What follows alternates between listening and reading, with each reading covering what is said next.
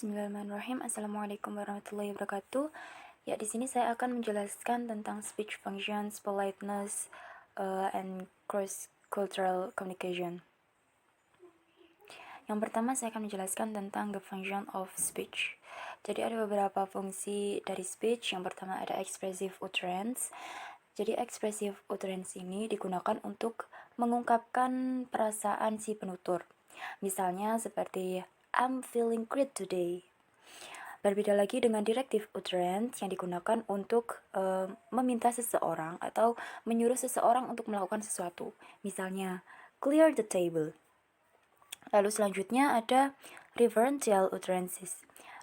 Ungkapan ini digunakan untuk provide information atau untuk mengungkapkan atau menyediakan informasi.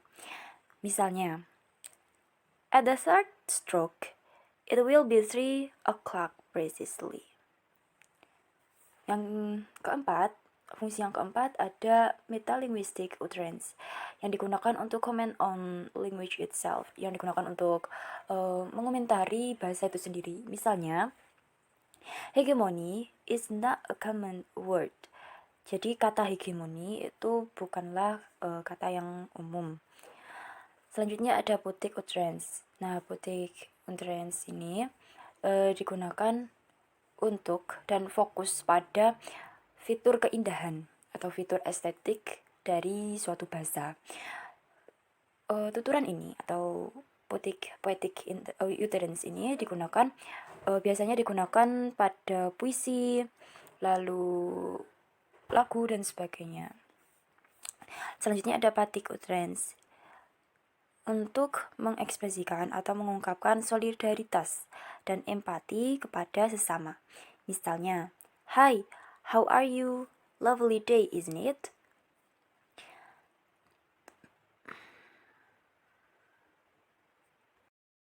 Selanjutnya ada basic components of interactions. Jadi setiap interaksi itu ada komponen dasar yang ada di dalamnya. Kalau dalam ekspresif itu basic komponennya adalah speaker atau penuturnya. Sedangkan dalam ungkapan direktif itu basic komponennya adalah addressee atau tindakannya. Lalu kalau dalam referential utterance, komponen dasarnya itu adalah pesan yang ada di dalamnya, yang ada di dalam ungkapan atau tuturan tersebut. Selanjutnya ada directives. It concerned with getting people to do things. Jadi di sini ada penjelasan lebih rinci tentang direktif.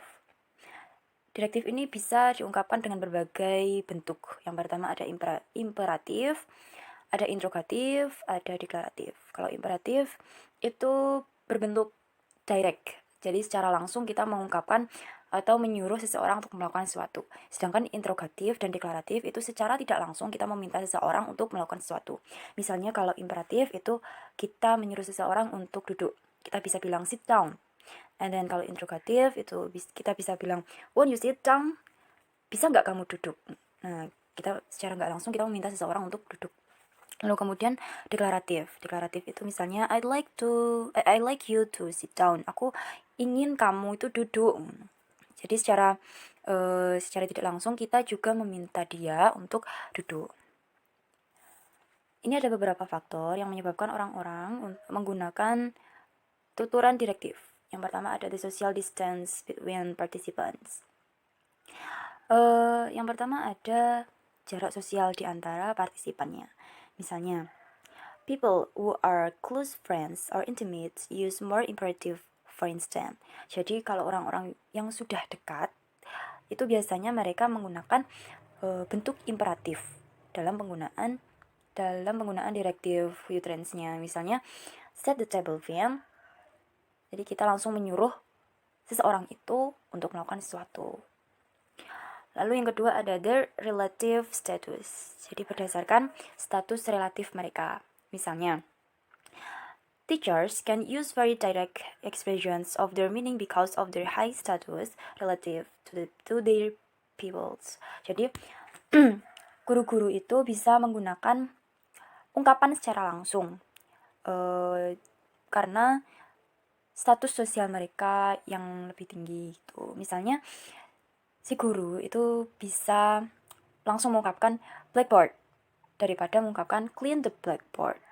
Yang penting intinya orang yang disuruh itu paham dengan apa yang dibicarakan. Okay, the next is the formality of the context. Formality and status may be very relevant in choosing an appropriate directive form. Misalnya itu secara nggak langsung kita menyuruh seseorang dalam hal formalitas lah, secara formal. Misal, saya sekarang memanggil Anda, misalnya saya memanggil ketua untuk datang ke kantor guru sekarang juga, seperti itu dan sebagainya. Nah, di sini ada catatan bahwa women and girls were not as using less direct and interrogative forms than males. Jadi perempuan dan wanita itu biasanya menggunakan bentuk yang tidak langsung, sering menggunakan bahasa yang tidak langsung daripada laki-laki. Misalnya kalau dokter laki-laki itu biasanya bilang makan banyak buah ya. Nah, sedangkan kalau dokter perempuan tuh biasanya menggunakan kalimat mungkin kamu bisa makan buah, bisa menambahkan buah ke makanan kamu, seperti itu.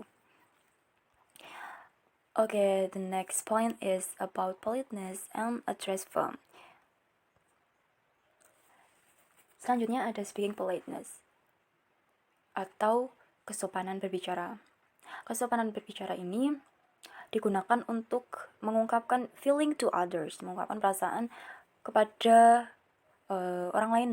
Kita harus menunjukkan perasaan dan empati kepada orang lain. Yang kedua ada social value of society. Jadi kalau kita itu menggunakan bahasa yang sopan, itu juga berdampak pada nilai sosial dari suatu kelompok. Lalu kemudian juga digunakan untuk formality. Formality ini untuk situasi atau keadaan yang resmi. Kita juga perlu menggunakan bahasa yang sopan. Misalnya, could you take my bags up please? Lalu selanjutnya, please answer the phone, Joe. Jadi kalau dalam directive utterance atau ungkapan perintah, kita bisa menambahkan please untuk mengungkapkan rasa sopan kita kepada orang yang kita mintai tolong. Tapi, ini ada catatan, a great deal depends on intonation and tone of voice, but clearly please doesn't necessarily increase the politeness of these directives. Jadi kata please itu tidak menentukan sopan atau tidaknya seseorang, tapi kesopanan berbicara itu juga bisa ditentukan oleh dari intonasi atau tinggi nada yang ia gunakan. Selanjutnya ada types of politeness. Jadi ada beberapa jenis kesopanan dalam berbicara. Yang pertama ada positive politeness. Yang kedua ada negative politeness. Yang positive politeness itu berorientasi pada solidaritas. Jadi misalnya seperti seorang bos yang mau berbicara dengan karyawannya untuk menunjukkan solidaritasnya, itu si bos bisa menggunakan bahasa yang sopan agar menghargai semua orang yang ada di perusahaannya. Selanjutnya the negative politeness itu biasanya pays people respect and avoids intruding on them. Jadi kalau negative politeness itu untuk menunjukkan respect kita atau kepedulian kita terhadap orang lain, dan bisa juga untuk menghindari menyakiti hati orang lain. Jadi daripada kita berbicara kasar, lebih baik kita berbicara yang sopan kepada orang lain. Oke, yang ketiga ada linguistic politeness in different cultures. Di setiap negara atau di setiap daerah itu pasti memiliki culture atau budaya yang berbeda-beda.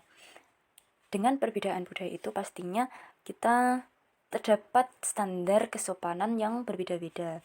Nah, dengan perbedaan standar kesopanan tersebut bisa menimbulkan beberapa miskomunikasi atau kesalahpahaman.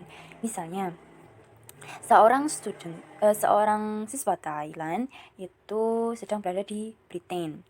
Dia ditanya, di hari apa kamu mandi dalam seminggu. Jadi dia itu berpikir kalau mandi itu cuma sekali seminggu, karena dia kan dari Thailand, sedangkan dia sedang tinggal di British. Di Thailand itu kan banyak sumber airnya daripada di British. Air di Thailand itu lebih mudah didapat daripada air di Britain. Makanya si pemilik rumah tempat si siswa itu tinggal itu bertanya kepada si siswa tersebut tentang kebiasaan dia mandi gitu. Tapi kesalahpahaman itu bisa diatasi dengan mempelajari bahasa yang lain.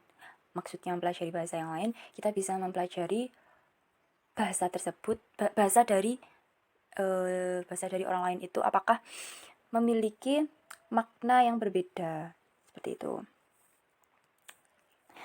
Selain itu, kita juga selain itu ada beberapa bentuk sosiolinguistik untuk menerima atau menolak dengan cara yang halus. Misalnya,